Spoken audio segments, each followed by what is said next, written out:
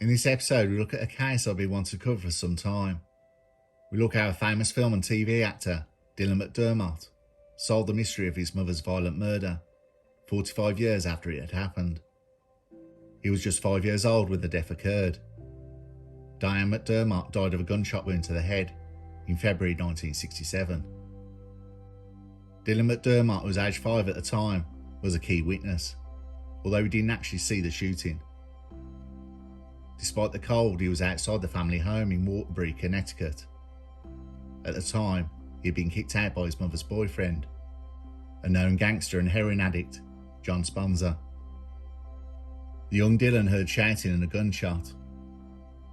The police and an ambulance arrived and his mother was carried out on a stretcher with a fatal gun wound to her head. For 4 decades, Diane McDermott's death was classified as an accidental shooting. A gun went off she was holding after an argument with her boyfriend, John Sponser.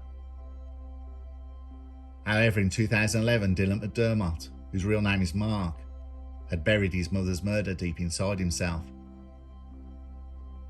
He'd reached a stage in his life where it was starting to eat away at him. He contacted the police with questions and requested that the cold case be reopened. He was sure that she was murdered. Superintendent Michael Giolotti, Detective Richard Baxter, and Lieutenant Gary Pelosi from the Waterbury Police Department began to re-interview sources. At first, the investigation was hampered by the fact that the official files and pictures from the time were lost or disappeared. Their main suspect, Sponser, was not available for questioning, as he was found dead in 1972. His body was discovered in the boot of a car in a Massachusetts grocery store parking lot.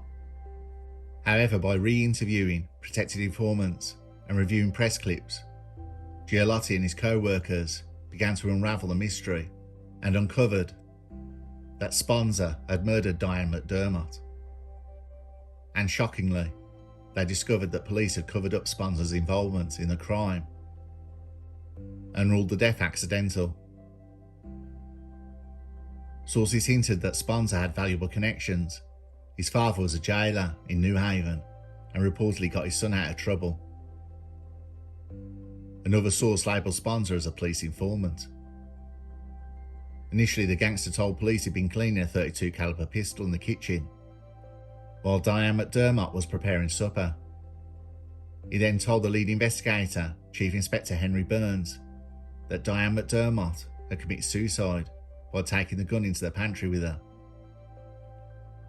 Although the wound was to the left-hand side of the back of her head, and Diane McDermott was right-handed, so such a death would have been impossible. The Inspector Henry Burns was fired from the department some years after the accidental death ruling, although no official reason was given for his departure.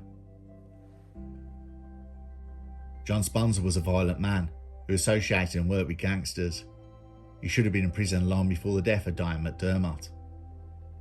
His first offence involved theft and drugs when he was 15 years old. He once pistol whipped a man in a medical clinic and also shot someone in the face by sitting on them first to pin them down. Sponser's ex-wife Naomi Miller told police that the 5'7" tall, heavily tattooed gangster was a key player in the Goodfellas-style gangster scene. He would count thousands in cash stolen from bank robberies, taking trips to Rhode Island to launder the loot, to the tune of $200,000. The young Dylan McDermott was also terrified of his mother's boyfriend. Sponser would stick a gun in the young boy's face. He hit him and yelled at him. But Diane McDermott did as much as she could to protect her son. Dylan McDermott's real father, Richard Dermott, was serving time in jail and would later become a restaurateur. Diane said Dylan's dad would kill Sponser if he hurt their son. Sponser never hit the boy again. Dylan McDermott shared his reason for wanting to investigate his mother's death for so long after it occurred. He said, "In order for me to survive and to get where I am today, I needed to bury that moment in my life deep within myself." He said, "It wasn't until recently that I've come to a point in my life where I'm able to begin the process of all of this."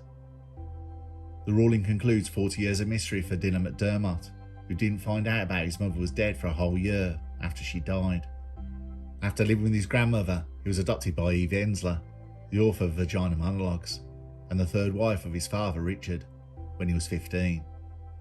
As a teenager, he worked part-time for his father, who owned the West 4th Street Saloon Bar in Greenwich Village. Dylan worked for his father's bar, serving drinks and breaking up fights. Eve Ensler encouraged him to follow his dreams of acting. When she suffered a miscarriage, McDermott took the name she had planned for her unborn child, Dylan. Dylan McDermott made his screen debut in Hamburger Hill in 1987, before starring in 1989 film Steel Magnolias. He went on to star in the Clint Eastwood film In the Line of Fire, but instead of following the leading man star route that was now set out for him, he took the bold act of doing the films he wanted to do.